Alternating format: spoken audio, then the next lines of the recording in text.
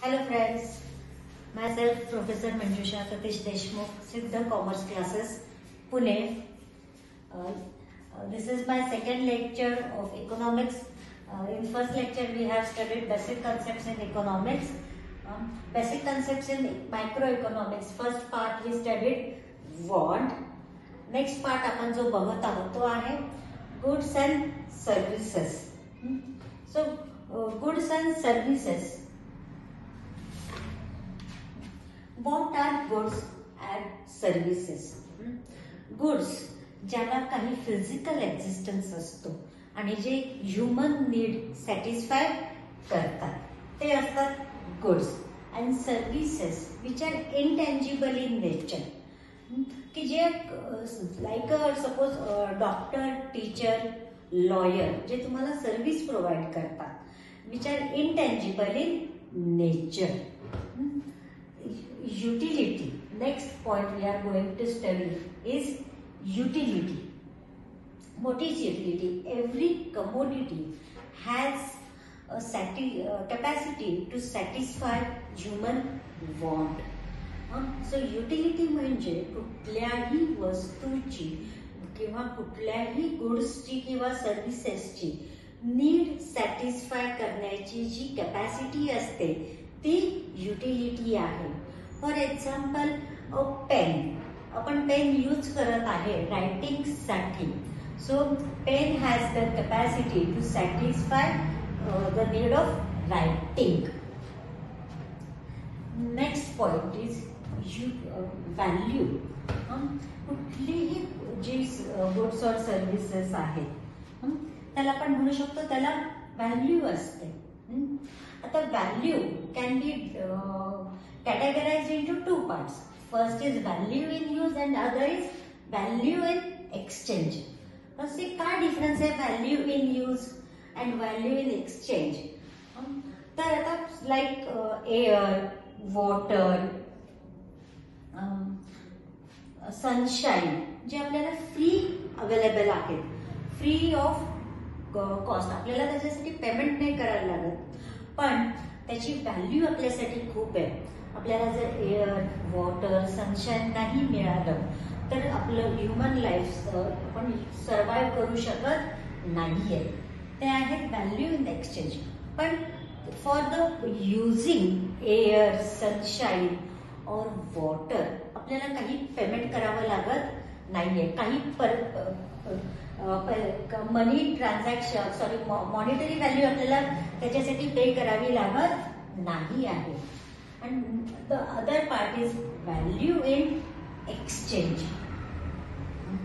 Value in exchange म्हणजे काय की जसं आपण गोल्ड घेतो, डायमंड घेतो आहे की त्याची आपण जी व्हॅल्यू आहे ती दुसऱ्या कमोडिटी मध्ये in terms of other commodity we can express.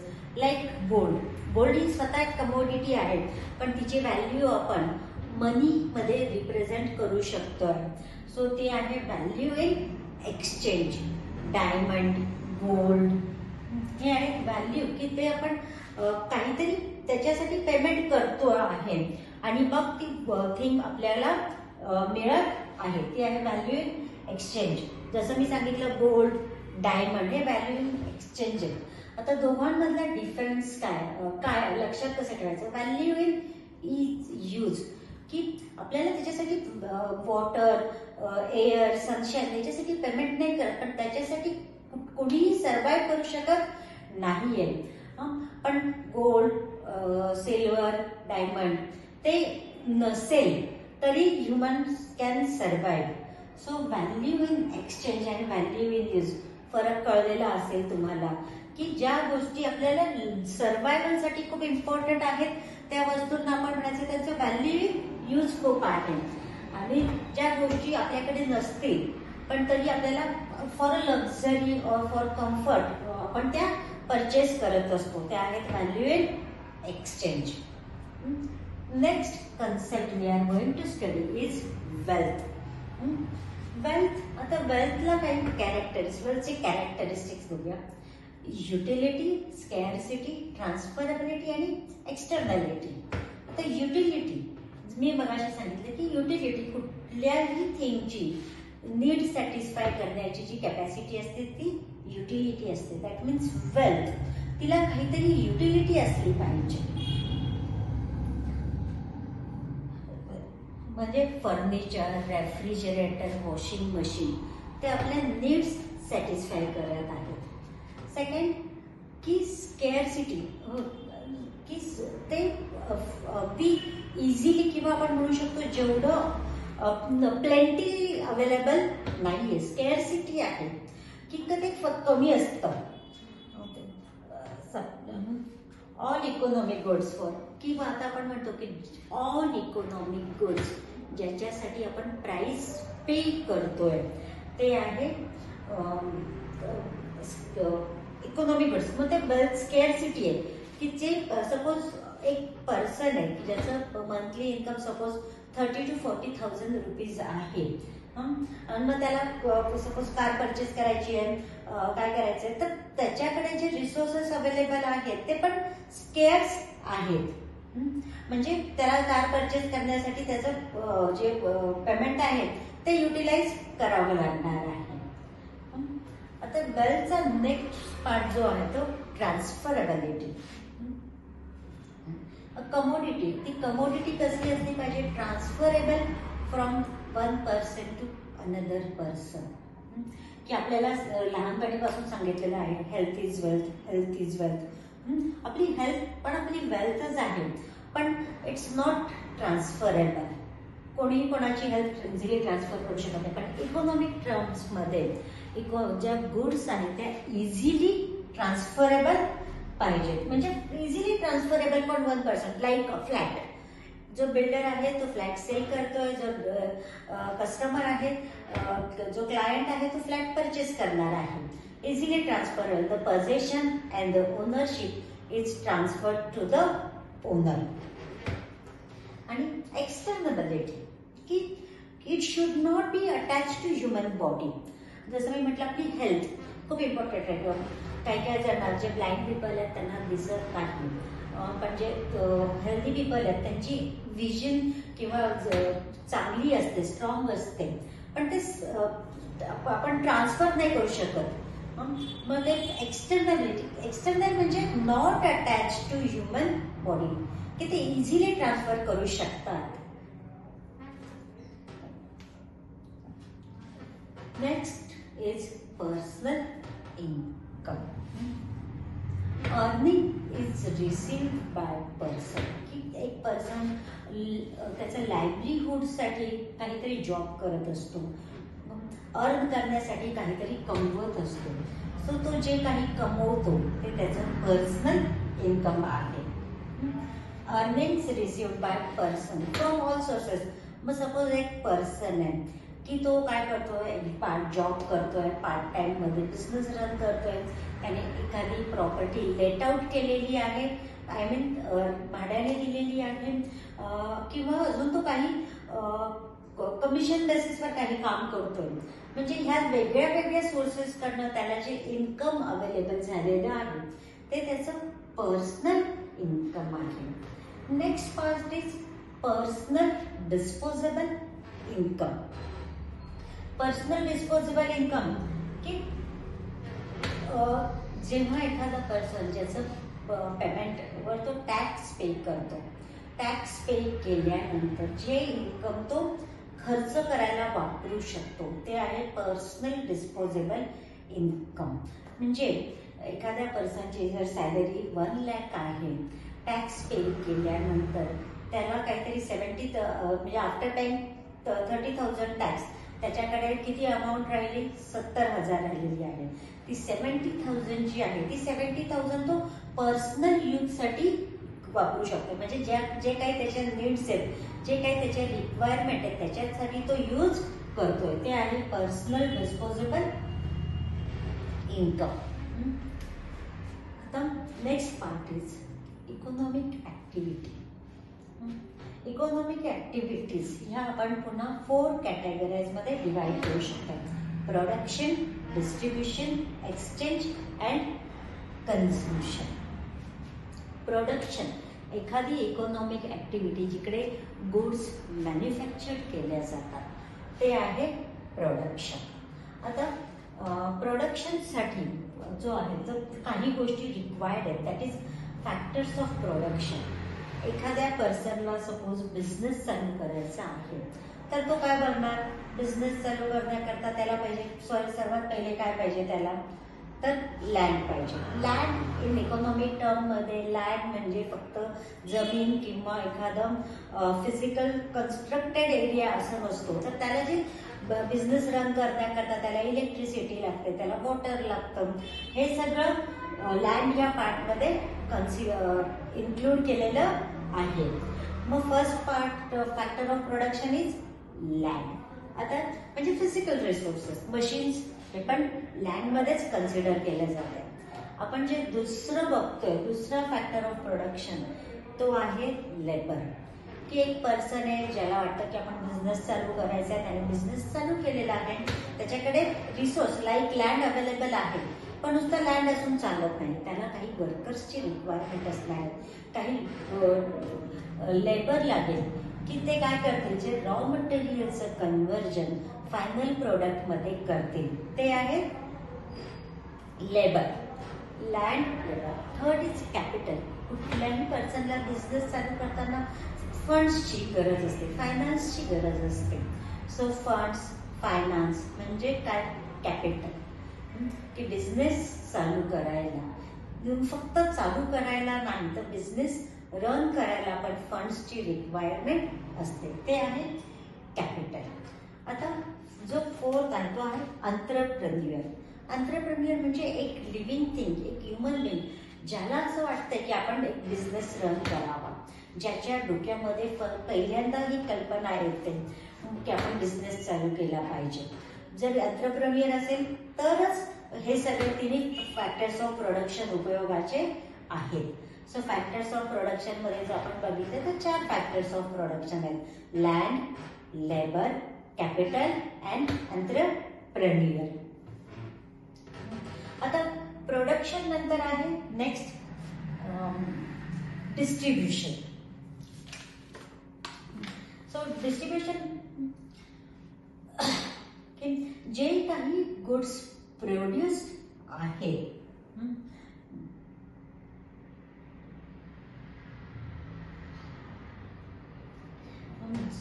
Goods produced आहेत ते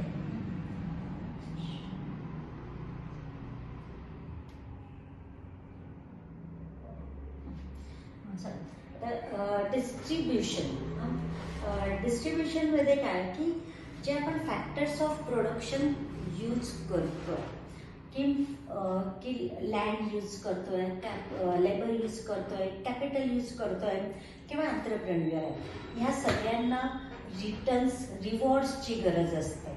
जसे की लँड यूज करतोय तर आपण त्याच्यासाठी रेंट पे करणार आहे, लेबरला वेजेस पेमेंट करणार आहोत, त्यांनी जे काम केले त्याच्या बदल्यात त्यांना जे रिवॉर्ड दिलं जातं ते. लँडसाठी रेंट, लेबरसाठी वेजेस, त्याच्यानंतर जे कॅपिटल आहे कॅपिटलवर इंटरेस्ट पे केला जातो. आणि जो एंटरप्रेन्युअर आहे त्याला काय मिळतं शेवटी, त्याने जे बिझनेसमध्ये एफर्ट्स दिलेले आहेत त्याच्या बदल्यात त्याला प्रॉफिट मिळत असतो. सो डिस्ट्रीब्युशन म्हणजे जे rewards of factor of production आहेत ते त्या आपण याच्यामध्ये फॅक्टर्स ऑफ प्रोडक्शन रिवॉर्ड्समध्ये डिवाइड करायचे आहेत. वेजेस, इंटरेस्ट सगळ्या. Next is exchange. जे गुड्स प्रोड्यूस्ड आहेत ते आपण एक्सचेंज करतो. म्हणजे की सपोज एखादं शॅम्पू बनवणारी इंडस्ट्री आहे ते काय करतात, त्यांनी जे शॅम्पू प्रोड्यूस केलेले आहेत ते मार्केटमध्ये सेल करतील.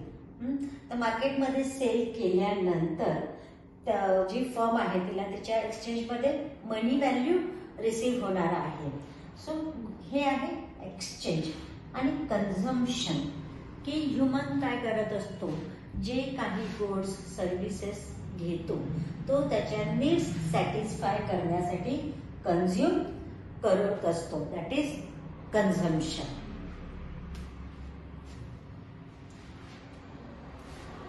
आता आपण जो नेक्स्ट पार्ट बघणार आहोत, म्हणजे आपण फर्स्ट बघितलं basic concepts in microeconomics मध्ये basic concepts in microeconomics आपण पाहिलेलं आहे.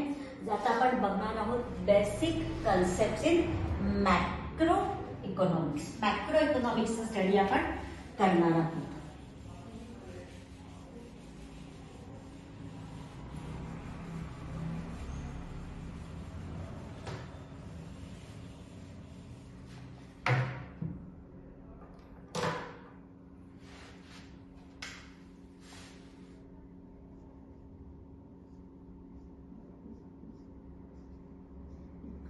Macroeconomics.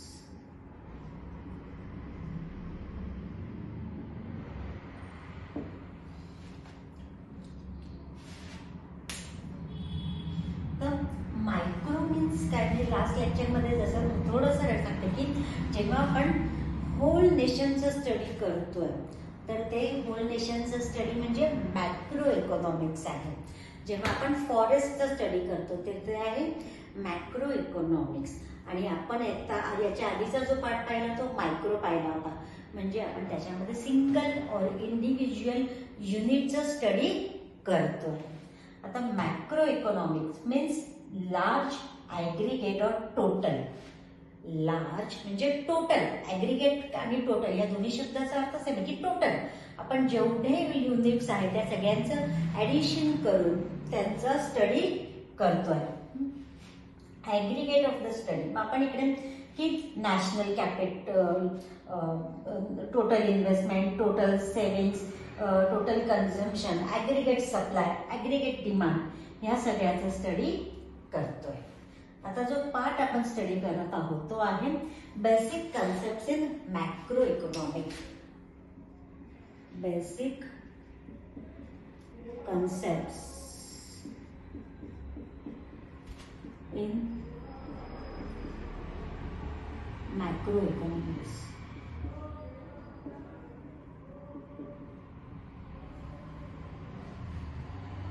त्याच्यातला आहे national income. National income, this reveals the total economic performance of a nation. Okay, total income of the country. ते एका particular period मध्ये म्हणजे एक अकाउंट, एक फायनान्शियल इयर मध्ये त्या कंट्रीत किती इन्कम जनरेट झालेलं आहे हे आहे national income. It is refer total income of a country. पूर्ण कंट्रीच्या इन्कमचा आपण स्टडी करतोय. सो याच्यात काय केलं जातं की the value of goods and services produced और sold in country during economic year. याचा अर्थ काय की एका वर्षामध्ये त्या कंट्रीमध्ये किती व्हॅल्यू असलेली गुड्स प्रोड्यूस्ड केले गेले म्हणजे मॅन्युफॅक्चर्ड झालेले आहेत, किंवा किती व्हॅल्यू असलेली सर्व्हिस प्रोव्हाइड केली गेलेली आहे. याचा विचार आपण नॅशनल इन्कम मध्ये, याचा स्टडी नॅशनल इन्कम मध्ये करत आहे. आता जर डेफिनेशन बघितली, a national estimate measures the volume of commodities and services. The values of commodity and services turned out during the given period, turned out, manufactured or used in a given period without duplication. आता ही जी term आहे ती मी तुम्हाला next सांगते, काही मला तुमचं confusion अजून वाढवायचं नाहीये म्हणून. Next it saving. सेव्हिंग्स म्हणजे काय करत असतो, ह्युमन टेंडन्सी असतं जेवढं इन्कम जनरेट होतो 100% एक्सपेंड केला जात नाही, खर्च केला जात नाही. काय करत असतो, त्याचं जेवढं इन्कम जनरेट झालेलं आहे त्याच्यातला काही पार्ट तो बाजूला ठेवत असतो फ्युचर नीड्ससाठी. त्याला आपण काय म्हणतो, सेव्हिंग्स म्हणत असतो. म्हणजे जसं मी सांगितलं की एखाद्या पर्सनचं इन्कम 1,00,000 आहे, आफ्टर पेइंग 30,000 टॅक्स, त्याच्याकडे 70,000 जर शिल्लक असतील तर पूर्ण 70,000 तो यूज करत नाही. 70,000 मधला काही पार्ट तो सेव्ह करतो आणि मग उरलेले पैसे तो खर्चासाठी वापरतो. 100% जेवढं डिस्पोजेबल इन्कम आहे तो एक्सपेंड करत नाही. सेव्हिंग्स करतो म्हणजे आपण काय करतो, जी कॅश आहे ती आपण ऍज इट इज घरात ठेवत नाही, ते आपण इन्व्हेस्ट करतो. काय काय कारण असेल इन्व्हेस्ट करायचं, की इन्व्हेस्ट केलं, सपोज आपण शेअर्स मध्ये इन्व्हेस्ट केलं किंवा बँकेमध्ये एफडीज मध्ये वगैरे जर इन्व्हेस्ट केलं तर बँक आपल्याला त्याच्यावर थोडंसं एक्स्ट्रा अमाऊंट पे करते, म्हणजे त्याला आपण इंटरेस्ट म्हणतो. शेअर्स मध्ये केलं तर आपली इन्व्हेस्टमेंटची व्हॅल्यू वाढत असते. म्हणजे जे आपण सेव्हिंग्स केलेले आहे ते फक्त सेव्ह करतो म्हणजे बाजूला ठेवतो असं नाहीये, तर ते आपण इन्व्हेस्ट करत असतो आणि त्या इन्व्हेस्टवर आपल्याला रिटर्न्स मिळत असतात. जर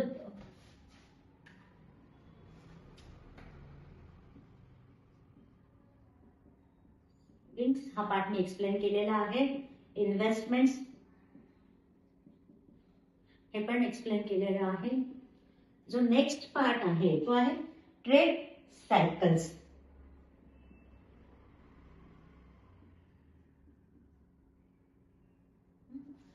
ट्रेड सायकल्स बिझनेस असं नाहीये की नेहमी एकदम सहज स्ट्रेट सरळ चालत आहे. बिझनेसमध्ये अप्स अँड डाऊन्स असतातच, फ्लक्च्युएशन्स असतात. तर एखाद्या सीझन मध्ये खूप छान बिझनेस होतो, कधी कधी असं नाही बिझनेस यावर्षी व्यवस्थित झालेला नाहीये. का तर याचं कारण असतं बिझनेसमध्ये जे सायकल्स येतात म्हणजे चक्र. तर इन्फ्लेशन आणि डिफ्लेशन येत असतं. डिप्रेशन तर इन्फ्लेशन म्हणजे काय होतं, rise in the prices of commodity. Rise in the prices म्हणजे वस्तू महाग होणे, याला आपण काय म्हणायचं आहे, इन्फ्लेशन. आणि जो नेक्स्ट पार्ट आहे डिप्रेशन. डिप्रेशन म्हणजे काय की ओव्हरऑल प्राइसेस ज्या आहेत त्या फॉल होत आहेत, म्हणजे याच्या अपोजिट म्हणू शकतोय काय की fall in overall prices. Inflation मध्ये प्राइस वाढतात तर डिप्रेशन मध्ये फॉल होतात. Fall in prices. Next part जो आहे तो आहे इकॉनॉमिक ग्रोथ.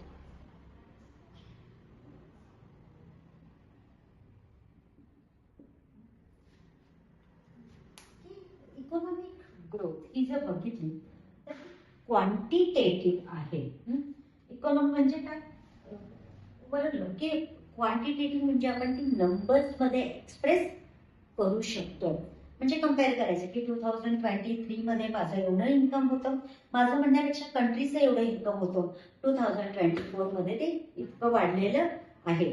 सो ती इकॉनॉमिक ग्रोथ कळते की आपण ही क्वांटिटेटिव्ह टर्म आहे की जी आपण नंबर्स मध्ये एक्सप्रेस करू शकतो. कंपॅरिझन पॉसिबल आहे. आता आणि development next and last point. Economic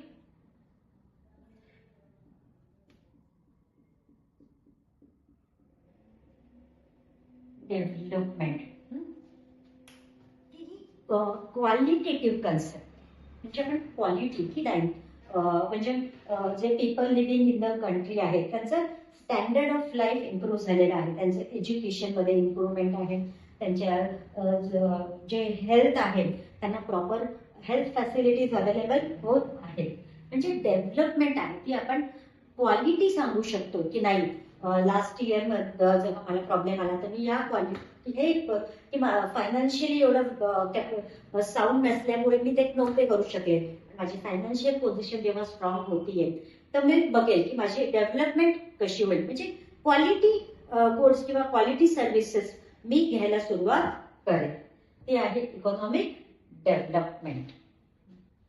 so हे this was the lesson about basic concepts in economics. In this lesson we have studied basic concepts in microeconomics and basic concepts in macro economics. काही कळलं नसेल तर तुम्ही comment करू शकताय. आम्ही आमच्याकडनं प्रयत्न करू तुमच्या जे काही प्रॉब्लेम्स आहेत ते सॉल्व्ह करायचं आणि आमचे असेच नवीन नवीन व्हिडिओज बघत. थँक्यू.